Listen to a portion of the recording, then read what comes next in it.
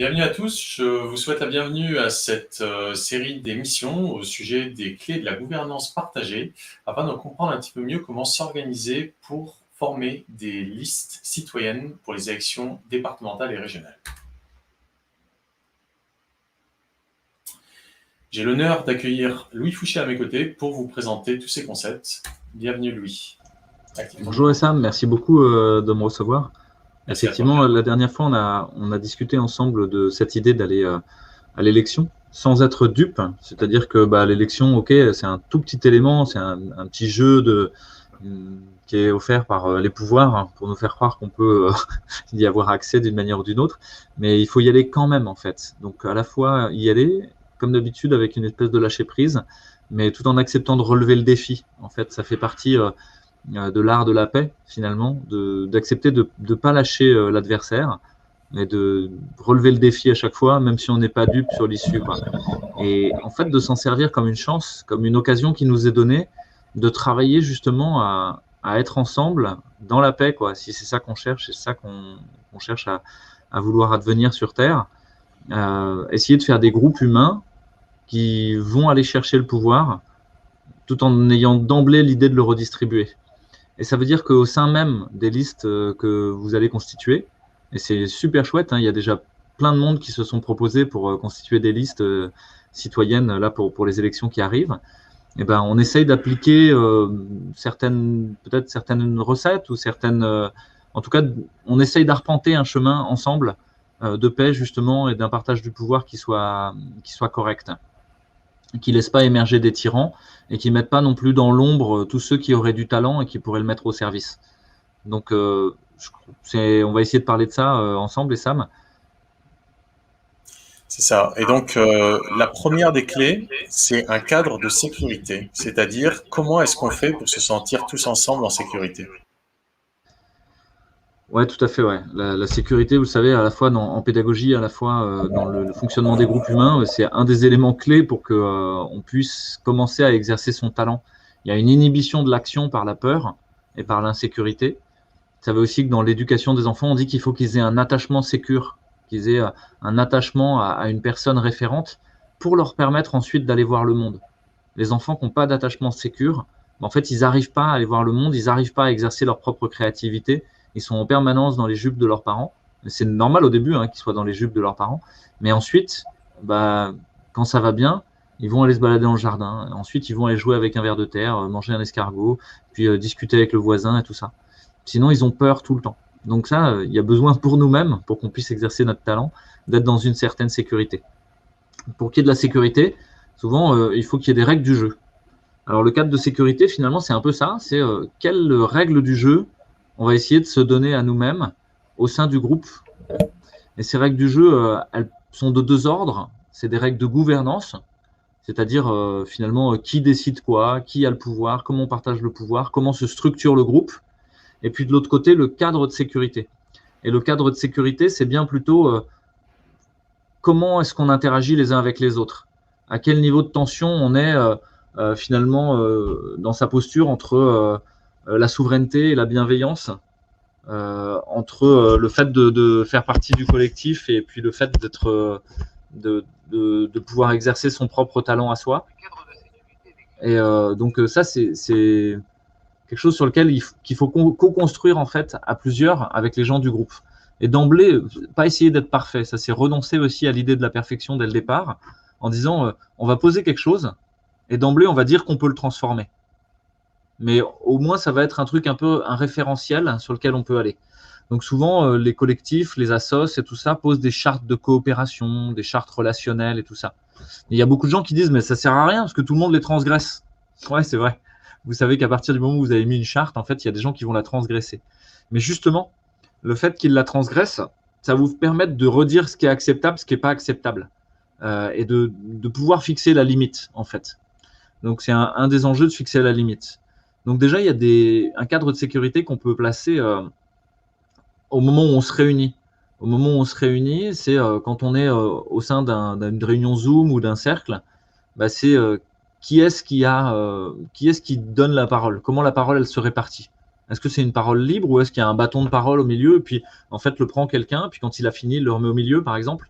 On peut le faire de manière symbolique dans une réunion. Par exemple, on dit, ben voilà, quand quelqu'un prend la parole, il dit je prends, et puis quand il a fini, il dit j'ai fini, je remets la parole au centre. Et la parole est libre. Ça fait qu'il n'y a pas n'importe qui va en permanence vouloir tenir le crachoir ou des choses comme ça. C'est pas facile, hein. Nous, y compris dans nos réunions, c'est comme ça, mais il y a souvent quelqu'un et hop, il a une impulsion et il parle à un moment où il n'a pas demandé la parole. Bon, bah, on accepte, en fait, c'est la vie, si ça ne met pas en danger le collectif. Mais c'est important d'avoir cette règle du jeu, ça permet d'y revenir régulièrement. Il y a certains groupes où même quand la parole commence à s'échauffer, commence à y avoir du conflit par exemple, ils décident d'avoir des petites cymbales ou juste une petite cloche. Et il y en a un qui est en charge de ça au début de la réunion, on dit c'est celui qui est en charge de calmer le jeu quand ça commence à monter. Et donc on se souvient que par exemple, tout le monde a fixé cette règle-là dans le cadre de sécurité. Quand la cloche elle sonne, c'est 1 minute où tout le monde se tait. Juste, on accepte ça.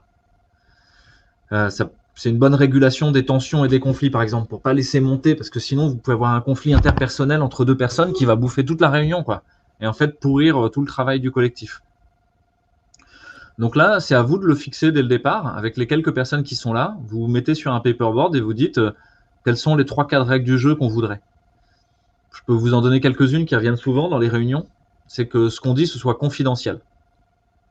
C'est important parce que ça, c'est vraiment de la sécurité. Quand vous confiez votre parole à quelqu'un, normalement, elle n'est pas faite pour être diffusée à tout le monde. Alors aujourd'hui, tout le monde vit sur Facebook, YouTube en permanence avec une espèce de transparence de sa vie, de tout ce qu'il fait, de son petit-déj et tout ça, de son dernier scanner ou de son dernier test PCR. Mais en fait, c'est pas normal. On doit garantir une certaine discrétion, en tout cas, sur ce qu'on vit. Donc ça, c'est l'idée vraiment que c'est confidentiel. Donc, sauf mention expresse, les choses qui vont être partagées à tout le monde. La deuxième chose qui est souvent dite, c'est de parler en souveraineté. Ça veut dire quoi? Ça veut dire que on demande aux gens de ne pas parler pour quelqu'un d'autre. Par exemple, je ne vais pas dire ouais, non, mais Sam, tu as l'air fatigué, donc on ne va pas aborder ça. Non, ça, c'est ton problème. C'est pas le mien. Je peux dire je suis un peu gêné de te parler de tout ça ou de parler tout le temps. Est-ce que tu aurais envie de parler? Ça, je peux le faire. Mais je ne peux pas dire tiens, mais faudrait que tu parles, toi, un peu, là, tu n'as rien dit. Non, ça, c'était pas en souveraineté, quoi. Donc l'idée de la souveraineté, c'est hyper important. Ça va diminuer les conflits de manière très, très importante. Et ça va beaucoup plus loin que ça. C'est ce que je ressens au cours d'une réunion ou dans un groupe. C'est ma responsabilité. C'est pas la responsabilité de l'autre. Si je suis en colère, c'est pas toi qui m'as mis en colère. C'est moi qui ai décidé d'être en colère. Tu as dit quelque chose et je me suis mis en colère. Et ça me pousse d'emblée un cran plus loin. Plutôt que de me rediriger vers toi, ça va être je suis en colère. C'est moi qui suis en colère. Pourquoi je suis en colère? De quoi j'ai besoin là qui est bafoué? Ah, j'ai vraiment besoin de parler ou j'ai besoin vraiment de dire quelque chose, là, ça me touche, en fait. Et si je dis ça, si je dis j'ai besoin de dire quelque chose sur ce qui est en train de se passer, ça agresse personne. Alors, c'est ce que si je te dis, Sam, tu dis n'importe quoi, bah là, je suis pas dans la souveraineté, quoi. Ok, donc il y a cette idée de souveraineté. Donc, la confidentialité, 2, la souveraineté, 3, essayer que la parole soit concise et claire. Ça, c'est pas facile. Si vous avez des gens comme moi qui parlent beaucoup, bah, il va falloir peut-être les faire taire en fait. Il va falloir que le facilitateur ou l'animateur dise bah, c'est bien, on a bien compris ton propos, tu n'es pas obligé de te répéter. Puis vous allez voir souvent des gens qui se répètent plusieurs fois, ils redisent la même chose de plein de manières différentes. Ça peut être mis dans le cadre de sécurité, mais c'est une des tâches du facilitateur de redire ce qu'a dit la personne. Comme ça, elle est sûre que ça a été bien entendu. Parce qu'en général, quand ça a été bien entendu, elle n'a pas besoin de le redire une nouvelle fois. Donc là, par exemple, je pourrais te donner la parole et ça, mais tu me dirais, tu pourrais essayer de me dire qu'est-ce que j'ai dit, quoi. Comme ça m'évite de me répéter. Eh bien, tu as dit qu'il fallait 3 aspects indispensables pour pouvoir s'organiser en collectif. Le premier, c'est, je t'invite à le dire, je dis pas de bêtises. La confidentialité sur ce qui est dit, mais c'est peut-être pas ça que j'ai dit en premier, mais ouais. C'était pas ça en premier, mais t'en as mentionné 3. Et tu sais, moi, je m'imprègne, en fait, je garde pas forcément la mémoire immédiatement, mais tu as mentionné La confidentialité, la souveraineté, et puis essayer que la parole soit claire et concise. Voilà.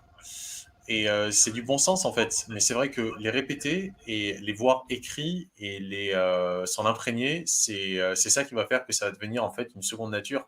Donc c'est vrai qu'au départ, on n'a pas forcément ces choses-là à l'esprit, mais on se rend compte par l'expérience en essayant de mener des projets, en essayant de s'organiser, on se rend compte à quel point c'est important ces aspects-là, d'être clair, d'être concis, de s'assurer de respecter la différence de l'autre, en fait, qui va avoir une opinion différente, qui va avoir des besoins différents, et voilà, quoi, d'aller dans cette direction-là. C'est vrai que petit à petit, on se rend compte à quel point c'est important. Mais c'est vrai que finalement, pour la plupart d'entre nous, je sais que toi, tu as beaucoup travaillé sur la CNV, la communication non violente. Moi, j'ai pas travaillé sur ça du tout.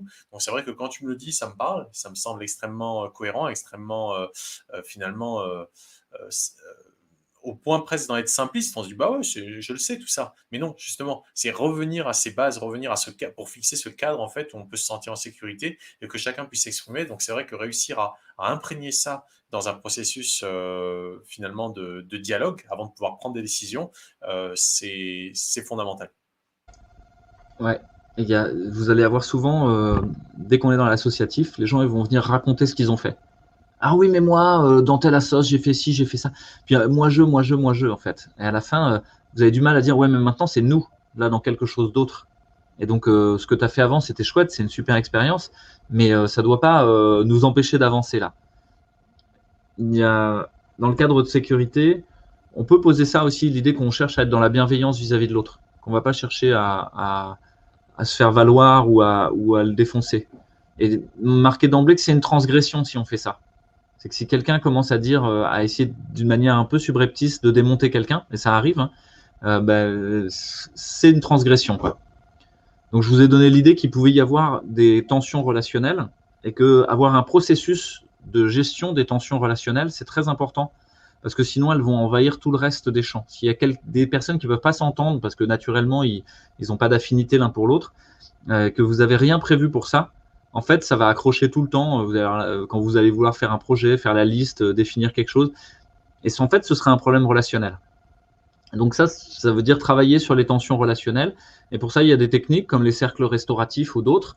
On ne va pas en parler là, mais juste déjà ce que je vous ai dit, c'est quelqu'un qui tient une petite cloche et quand ça dérape, voilà, on lui a dit dès le départ, quand tu sens que ça dérape, même si c'est pas juste, c'est pas grave, ça fait une minute de silence. On est tous d'accord pour faire ça. Ça peut être quelque chose de correct. Ou quand quelqu'un est vraiment pas bien au niveau relationnel, lui dire ok, tu peux le signifier d'une manière ou d'une autre. Par exemple, mettre sur le Zoom quelque chose, te mettre en noir, quoi. Ou quelque chose comme ça, et disparaître de la discussion pendant un moment. Et ça veut dire que là, tu n'es pas prêt à participer et qu'il va falloir le traiter à un moment ou à un autre. Il va falloir en parler. Parce que si vous mettez ça sous le tapis, ça va revenir par tous les ports du circuit, quoi. L'autre chose dans le cadre de sécurité, c'est avoir prévu d'emblée comment vous faites monter les gens à bord et comment vous faites débarquer des gens. Parce que sinon, vous risquez en permanence que le groupe change, parce qu'il y a des gens qui vont monter tout le temps à bord. Et ça veut dire que le groupe principal, il va devoir passer son temps à réexpliquer, à redire, etc. Et ça, c'est pas bon. Donc peut-être il faut un SAS, un endroit où les gens, ils intègrent progressivement. On va leur dire, ça se passe comme ci, ça se passe comme ça, la prise de décision, c'est comme ça. Pour le moment, on a fait ci, ça. Et toi, tu vas monter à bord et au début, tu vas juste écouter pendant une session. Puis la deuxième session, tu vas avoir le droit de parler. Puis la troisième session, tu auras le droit de prendre des décisions avec nous, par exemple. Ça peut être une des façons de faire. En tout cas, un processus d'intégration. Et dans ce processus d'intégration, avoir d'emblée défini ce que vous ne voulez pas aussi. Je vous donne un exemple. Vous faites une colloque pour faire la fête. Et il y en a un, il vient, mais il veut passer son examen de première année de quelque chose. Et non, il ne faut pas qu'il vienne. Sinon, il va tout le temps en vouloir à ceux qui font la fête. Inversement, vous avez une colloque de gens qui sont là pour bosser ensemble pour passer la première année de médecine. S'ils intègrent un gros fêtard qui fout le bordel, au bout d'un moment, ça va être un vrai problème. Donc d'emblée, il vaut mieux avoir dit pourquoi vous êtes ensemble et pourquoi certains profils, c'est pas le bon moment, quoi. Ça veut pas dire qu'ils sont pas bien, c'est-à-dire que pour ce que vous cherchez à faire là, c'est pas bon. Donc ça aussi, ça aide d'avoir ce qu'on appelle une raison d'être, c'est-à-dire d'avoir posé de manière claire ce que vous cherchez à faire. Là, si vous cherchez à faire une liste pour concourir une élection, à une élection, c'est pas tout à fait la même chose que changer le monde. C'est pas tout à fait la même chose que sortir du Covid. C'est pas tout à fait la même chose que. Donc, il faut de manière claire dire là, on est là pour conquérir l'élection. Et on a quelques invariants sur pourquoi on conquiert l'élection, par exemple. Vous pouvez le noter sous la forme de quelques phrases à l'infinitif. Donc ça, je vous propose que le premier petit groupe, il se mette ensemble et il établisse sa raison d'être, son cadre de sécurité. On va donner des exemples de cadres de sécurité, puis on va mettre quelques vidéos pour expliquer ça de manière claire. Les règles du jeu de vos réunions. les règles du jeu d'intégration et de sortie des gens. Souvent, on n'y pense pas à l'exclusion, hein, et ça vient avec une expérience douloureuse, parce qu'il faut exclure quelqu'un, ou parce que quelqu'un s'en va et c'était pas prévu et il y a tout qui tombe.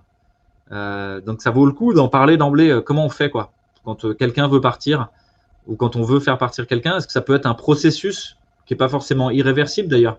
Et peut-être il faut qu'on pose des choses au clair d'abord. Puis si la personne elle est vraiment pas au clair, peut-être qu'il vaut mieux qu'elle parte. Et il n'y a pas besoin de faire parfait. Nous, on a beaucoup essayé de faire parfait avant de faire. Il faut faire, il vaut mieux faire. Et voir au fur et à mesure ce dont vous avez besoin. Ça va? Ça donne un petit peu de clarté, Wessam? Bah écoute, oui, oui, bien sûr, je pense qu'on a besoin de points de repère parce qu'on va faire des erreurs forcément et surtout qu'on a très peu de temps au final hein, pour s'organiser, là du moins pour constituer ces listes électorales citoyennes. Donc l'idée c'est d'aller au plus direct en essayant de baliser le terrain pour faire en sorte que les erreurs, leur impact soit le plus minimisé. Mais c'est sûr qu'on va faire des erreurs. Si on a peur de faire des erreurs, on fera rien. Donc Ouais. Juste un mot sur la sécurité. Il y a le cadre et les règles du jeu que vous mettez, mais il y a aussi des pratiques du nous. Et ces pratiques, par exemple, c'est dans chaque réunion de parler de la météo intérieure, que chacun puisse parler à un moment, avoir la parole. Sinon, c'est toujours les mêmes qui vont parler, toujours les mêmes qui vont écouter. Ça, c'est pas bon. Donc, laissez un temps où chacun peut s'exprimer, au début et à la fin. L'autre chose, c'est parfois de nourrir des relations directes entre les gens, parfois de créer un système de parrainage, notamment dans le système d'intégration. Si quelqu'un a un parrain ou deux parrains, il sait à qui en référer quand il ne comprend pas, quand il y a un truc pas clair. Et donc d'emblée se dire, ok, on est peut-être les 5 premiers dans le groupe, on va servir de parrain au nouveau, on va chacun en prendre un. Et s'il a des questions, on sera le référent. Une autre pratique qui peut être intéressante, c'est au début des réunions de faire ce qu'on appelle une écoute empathique. C'est juste prendre un petit moment d'écoute, sans contradiction, sans rétroaction, où on pose une question. Par exemple, qu'est-ce que tu viens faire là vraiment? Ou Essam, qui es-tu vraiment? Et là, je vais te laisser parler pendant 5 minutes. Et je vais juste, avec mon visage, te répondre, le non-verbal, etc. Mais je ne vais pas te répondre. Et si jamais à un moment tu parles plus, je vais te redire, mais qui es-tu vraiment? Juste ça. Et ensuite, on va inverser les rôles. Et toi, tu vas me poser la même question. Juste le fait de faire ça, vous allez voir, ça prend 10 minutes au début d'une réunion. Les gens, ils arrivent avec un niveau de confiance. Quand ils arrivent dans la réunion, ils ont parlé avec quelqu'un, même s'ils connaissent personne d'autre des 15 personnes, ils ont une personne à qui ils ont partagé quelque chose d'assez profond en vrai. Et là, ils sont vachement plus à l'aise avec eux-mêmes et pour dire les choses. Ça va? excellent, super. Donc tout ça, ce sont des petits éléments, des petites, on va dire, des petites astuces finalement qui peuvent nous permettre de mettre la lumière sur des potentiels problèmes qui existent déjà, soit qui pourraient advenir, et d'essayer de désamorcer en fait les conflits avant même qu'ils émergent, quoi. Donc c'est super, c'est génial. Ouais. Et il faut savoir aussi que le nous, il va évoluer et le cadre de sécurité, il va évoluer. Donc d'emblée, avoir dit ce cadre de sécurité, il est posé, il est là. Tout le monde l'a lu quand il intègre. Tout le monde accepte de jouer le jeu. Mais si on veut le transformer, il y a un espace qui est là. On peut poser une tension sur le cadre de sécurité. Quelqu'un peut dire, moi j'ai envie que le cadre de sécurité évolue. Et ce sera l'objet d'une réunion en soi. Juste le fait d'avoir dit ça, ça aussi c'est sécurisant. De se dire, mais c'est pas gravé dans le marbre une fois pour toutes, quoi. C'est co-construit ensemble. Et c'est pour ça que je ne peux pas vous donner un cadre de sécurité, et j'ai pas envie de vous donner un cadre de sécurité définitif qui serait la clé pour tout, quoi. Parce qu'en fait, non, ça dépend de vous et de chacun. C'est à vous de le construire.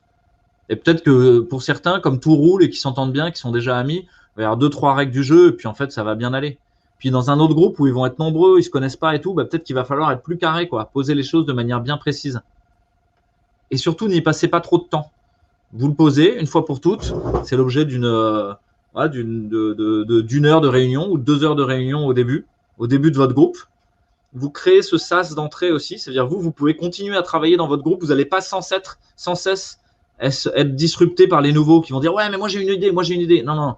Déjà nous on est un petit groupe dans le dur à 5, 6 ou à 10 ou à 20. On bosse, mais on a choisi parmi nous 3-4 personnes qui vont intégrer les nouveaux et leur montrer où on en est. Ça, c'est hyper important parce que sinon, là, typiquement dans un phénomène de croissance exponentielle comme on l'a actuellement dans nos collectifs, parce que ce chemin de la paix, là, on est la première voie de la paix et de la non-violence dans le monde, en fait. Et en fait, c'est une voie complètement inarrêtable. Je peux vous dire que le monde, il est en train de changer. Hein. Ce qu'on est en train de faire, c'est absolument définitif, quoi. Avant, c'est terminé. Hein. Le monde de la compétition, de la violence et de la guerre. Là, on amène un regard absolument neuf, quoi. Donc, ça va amener beaucoup de gens à nous. Et il faut être capable de les accueillir en douceur, progressivement. C'est pareil, on n'est pas pressé. Bon, c'est dans 2 semaines, hein, l'élection, enfin, le dépôt de liste. Donc là, il faut être un peu pragmatique. 1 semaine.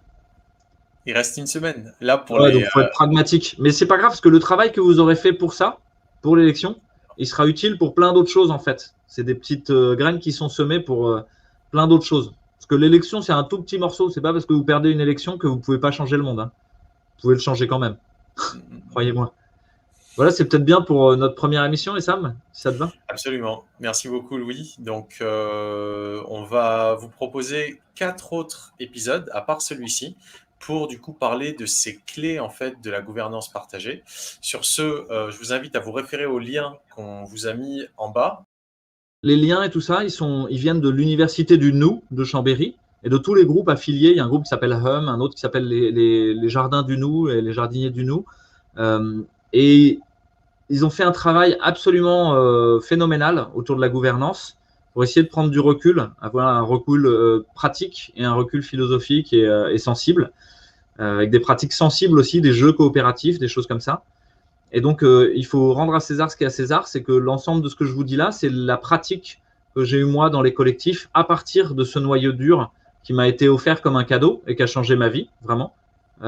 Et donc, tous les contenus, ils sont en licence CC by SA. C'est des licences libres, mais elles nécessitent que vous disiez d'où ça vient. C'est la seule règle du jeu qui est demandée.